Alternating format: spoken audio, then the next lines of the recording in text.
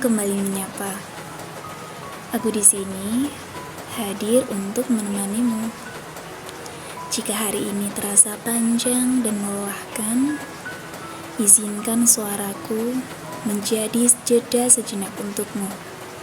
Tarik nafas dalam-dalam, hembuskan perlahan.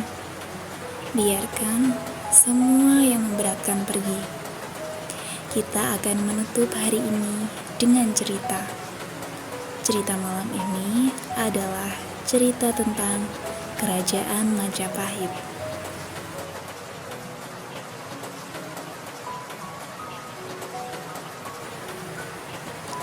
Sebelum berdirinya Majapahit, Singosari telah menjadi kerajaan paling kuat di Jawa. Hal ini menjadi perhatian Kubilai Khan, penguasa dinasti Yuan di Tiongkok. Ia mengirim utusan ke Singosari yang menuntut upeti. Kertanegara, penguasa kerajaan Singosari, menolak untuk membayar upeti dan mempermalukan utusan tersebut dengan merusak wajahnya dan memotong telinganya.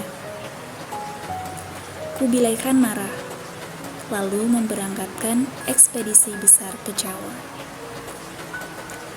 Pada saat yang sama, Jayakatwang sudah berhasil mengambil alih kerajaan Singosari dan membunuh Kertanegara.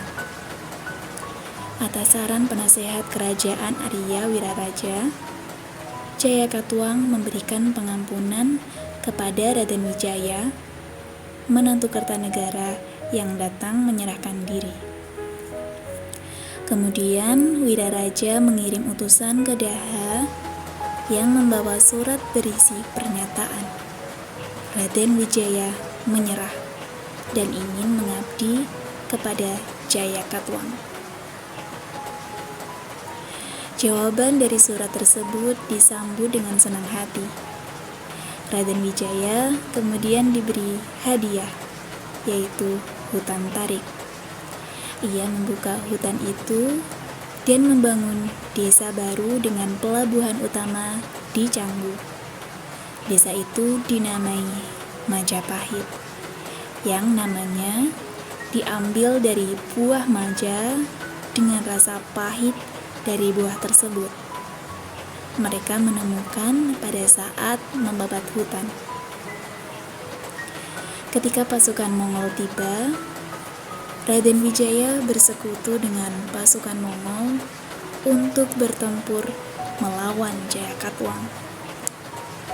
Setelah berhasil menjatuhkan Jayakatwang, Raden Wijaya berbalik menyerang sekutu Mongolnya, sehingga memaksa mereka menarik pulang kembali pasukannya secara kalang kabut karena mereka berada di negeri yang asing.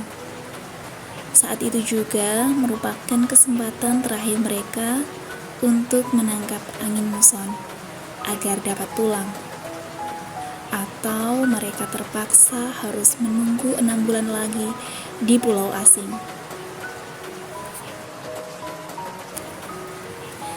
Majapahit mencapai puncak kejayaannya di bawah pemerintahan Raja Hayam Wuruk dan patihnya yang sangat terkenal, Mahapatih Gajah Mada. Gajah Mada adalah seorang tokoh yang sangat disegani. Ia dikenal dengan Sumpah Palapanya, sebuah janji yang dimaknai ia tidak akan memakan buah palapa, atau dimaknai pula tidak akan menikmati kenikmatan duniawi sebelum berhasil menyatukan seluruh Nusantara di bawah kekuasaan kerajaan Majapahit. Sumpah ini bukan hanya sekedar janji, tetapi sebuah visi besar yang membakar semangat pasukan kerajaan Majapahit.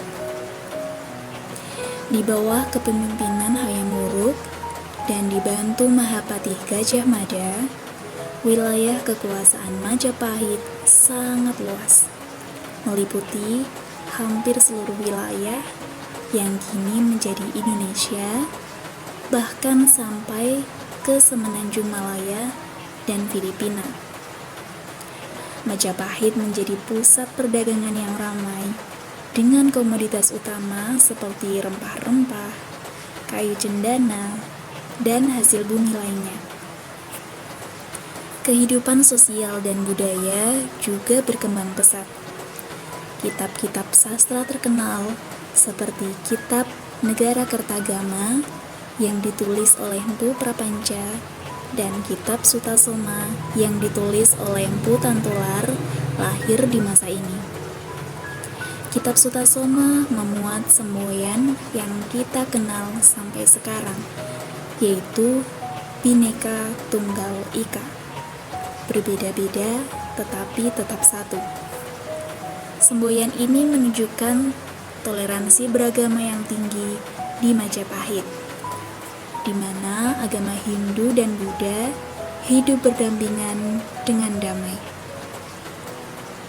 Setelah wafatnya Hayam Wuruk dan Gajah Mada, Majapahit mulai mengalami kemunduran.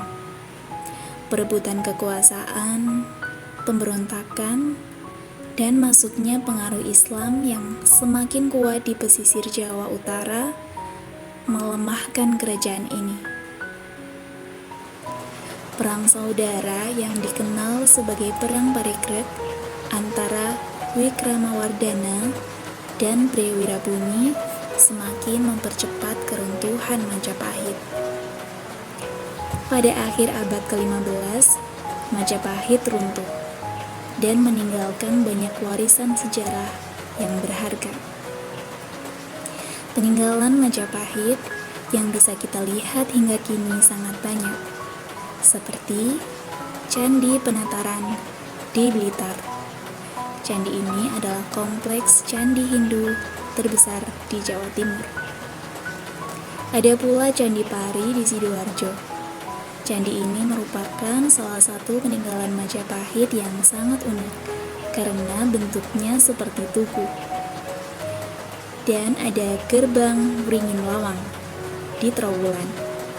Gerbang ini dipercaya sebagai pintu masuk ke Istana Majapahit.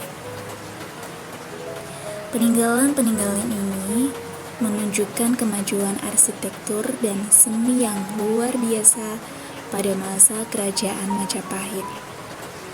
Meskipun Majapahit telah lama runtuh, warisannya tetap hidup. Arsitektur candi yang megah, peninggalan budaya, dan nilai-nilai persatuan yang mereka tinggalkan masih relevan hingga saat ini. Majapahit adalah bukti bahwa nenek moyang kita adalah bangsa yang besar, cerdas, dan penuh visi. Cerita tentang Majapahit ini semoga menjadi pengantar tidur yang menyenangkan.